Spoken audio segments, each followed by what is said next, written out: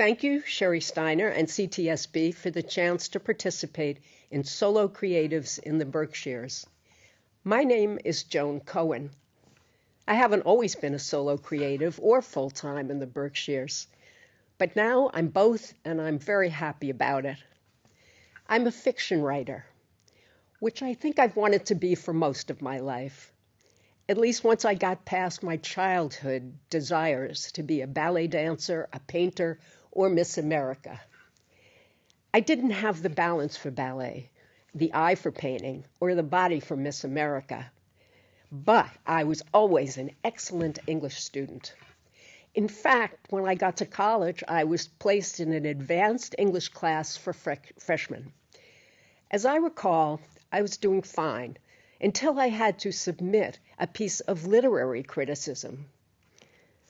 I received my customary good grade, but the professor made a point of complimenting a student whose paper was exceptional.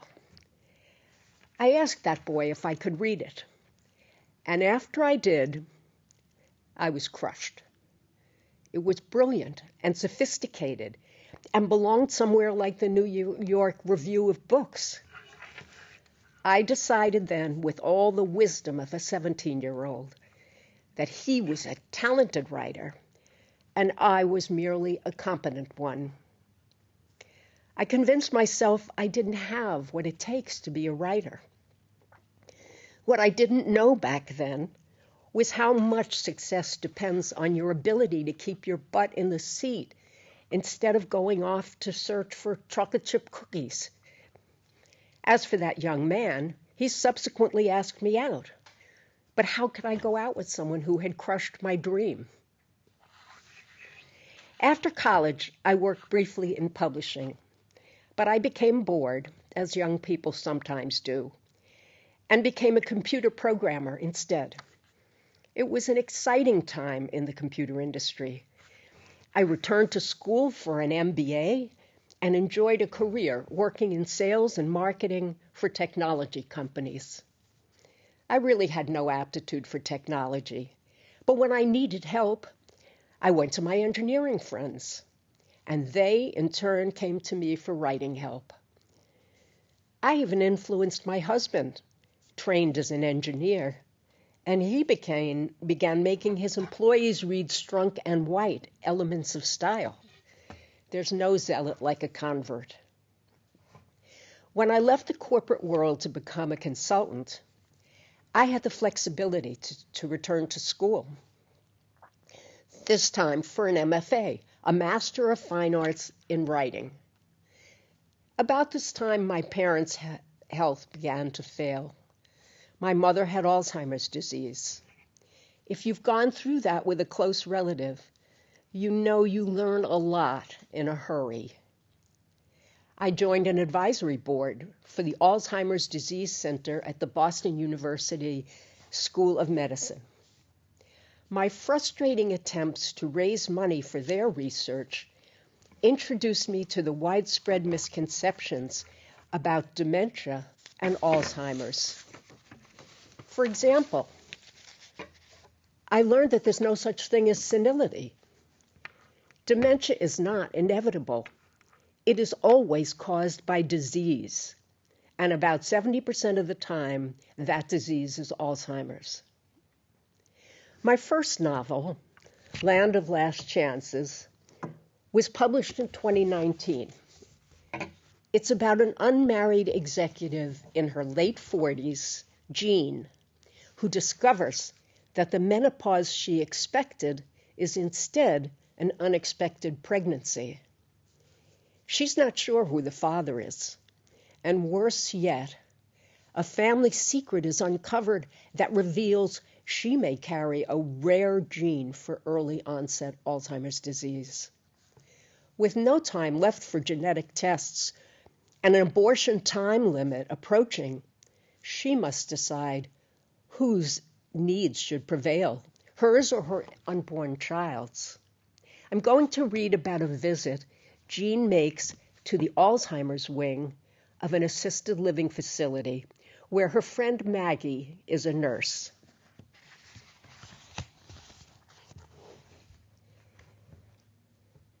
Jean pulled on her jacket and followed Maggie, who was accosted outside the office by two elderly women. One had hanging pillows of loose flesh beneath her arms and breasts that sagged to her waist, while her companion was waif-like and less than 5 feet tall. The waif had hooked her arm around her friend's. "We're going out to the barn," she said. "Have to put away the horses."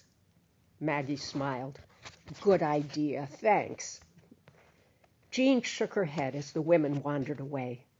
Don't they know there's no out and there's no barn? We give them pleasant days. Why yank them back to a reality they won't remember 5 minutes from now? Maggie turned toward the kitchen. Jean wished she could forget about the reality of her pregnancy. A voice nearby caught her attention. "Mom, look at Jennifer's sweet baby. He's named after Dad." An attractive brunette in her 50s, with long hair brushing the tops of her shoulders, leaned in and made earnest entreaties.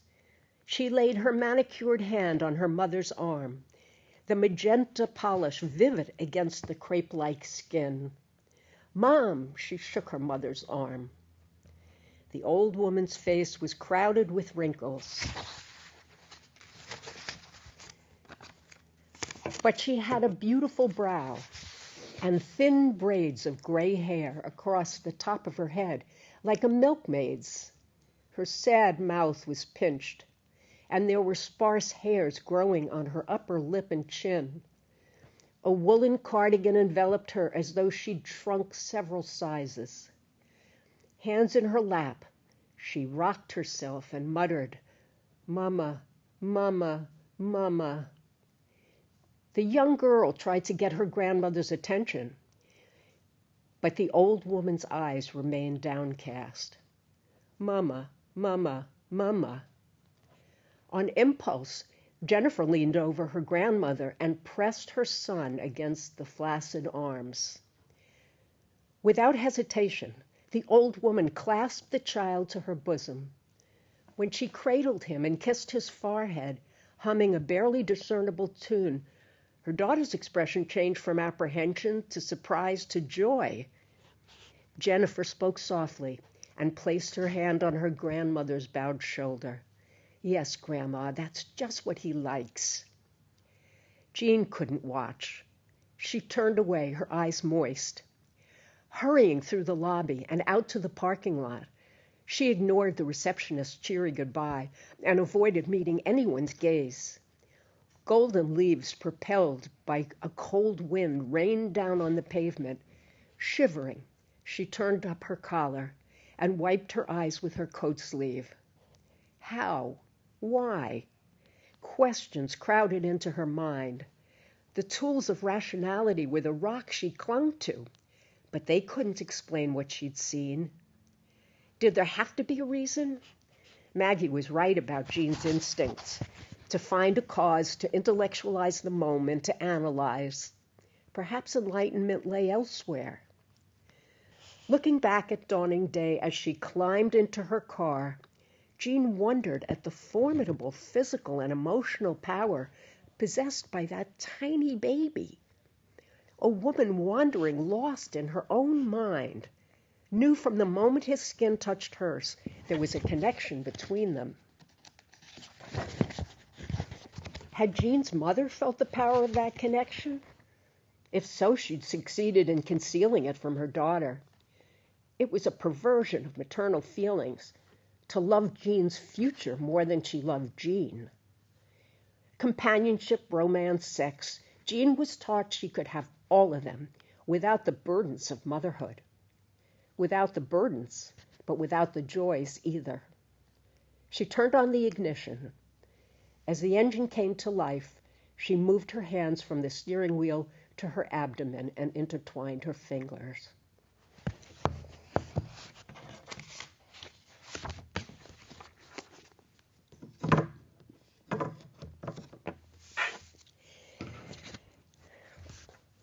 Writing about moral dilemmas interests me.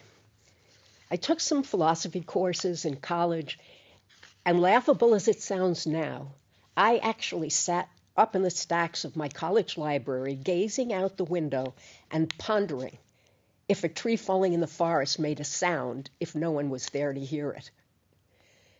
I always assumed that at this late point in my life, I'd have figured out some answers to moral dilemmas.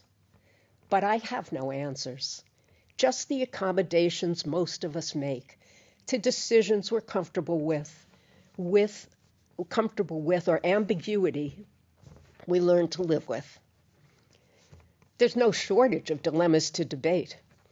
A current one swirls around artificial intelligence, which promises so many benefits and has delivered on so many already. But AI is dangerous, in one way as a source of disinformation. What's worse, so many of us, including our leaders, don't understand it. In my second novel, The Deepfake, coming out April 2nd, a young woman who sells AI solutions to businesses falls for her physical trainer, who believes AI is fraught with risk. The book is a corporate crime drama, family drama, and a romance. But AI plays a role. I'm going to read a scene from The Deepfake, in which the protagonist, Sylvie, gets into an argument in the gym with her trainer, Rip.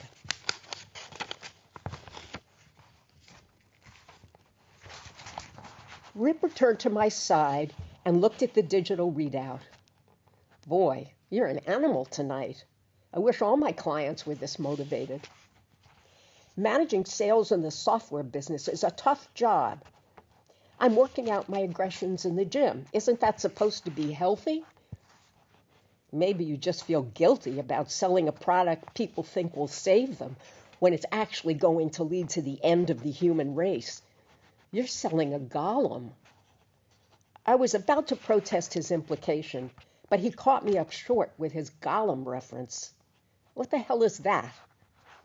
A creature artificially brought to life. In 16th century Prague, a rabbi created a golem, a humanoid of sorts, out of clay. It was supposed to protect the community, but it became dangerous, so he got rid of it. There have been other golems too, but according to the stories, they were brought to life and then became evil monsters. The moral dilemma is, how do you improve on creation without the risk of doing harm? He handed me a towel. You think I'm selling a monster? He led me over to the free weights and handed me 2. Bicep curls, 2 sets of 15. Don't you ever consider the logical extension of artificial intelligence? The potential for harm? Newspapers and magazines are full of articles on AI. Everyone's learning about it. I was hot, tired, weary of bicep curls, and starting to get pissed off. Maybe you've just learned enough to be dangerous. Rip took the weights from me and gestured toward the chest press. I waited for him to adjust the seat height and the weights before I sat down and commenced yanking on the handles as hard as I could. Easy, he said. Smooth motion. Look, I'm not trying to make you angry, but these robots don't necessarily limit themselves to what they're first programmed to do. They learn from experience and data, tons of it, and then act on what they learned or extrapolated. Machine ethics is an oxymoron. Who knows what your golem could do next? For someone not trying to make me angry, Rip was doing a crappy job. Next time you're on an operating room table and some golem is saving your life, or you're hopelessly lost and the golem in your GPS keeps you from freezing to death overnight in your car, you might change your mind. Rip made a face. I couldn't stop myself, nor could I keep the testiness out of my voice. The neural networks of artificial intelligence are inspired by the design of the human brain.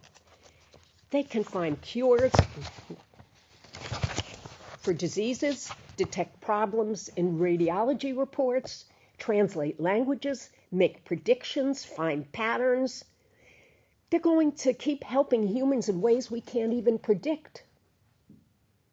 Okay, point taken.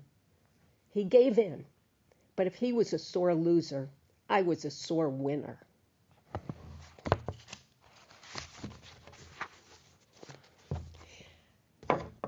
Thank you so much for the opportunity to share my thoughts with you and to read a little of my work.